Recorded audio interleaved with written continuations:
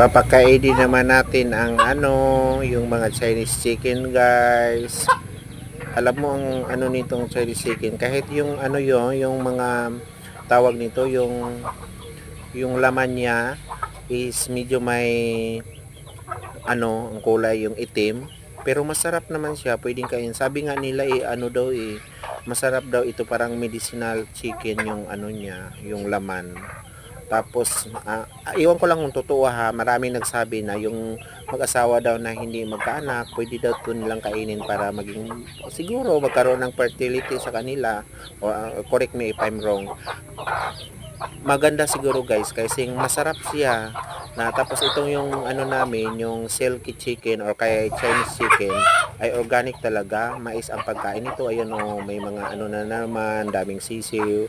Saka ang bilis lang dumadami kasi masisipag talaga mababae nila o lalaking mangitlog.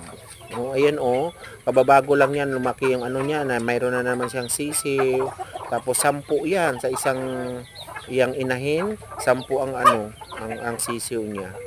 Yun, maganda itong pag-alaga, guys. Kaya lang medyo kaliitan siya, pero sulit, marami. Saka ang alam ko, by pair ang bintahan nito. Mayroong 1,500 daw ang yung isang inahin at saka yung tandang, yung lalaki.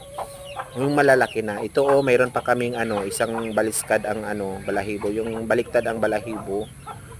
Ayan, may lahi na yan, may na-mix na siya kasi na siya, na-breed siya ng ibang lahi. Ito bagong galing sa pugad niya, guys.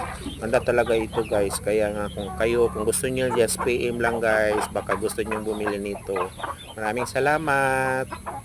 Salamat sa pag-like and pagpanood.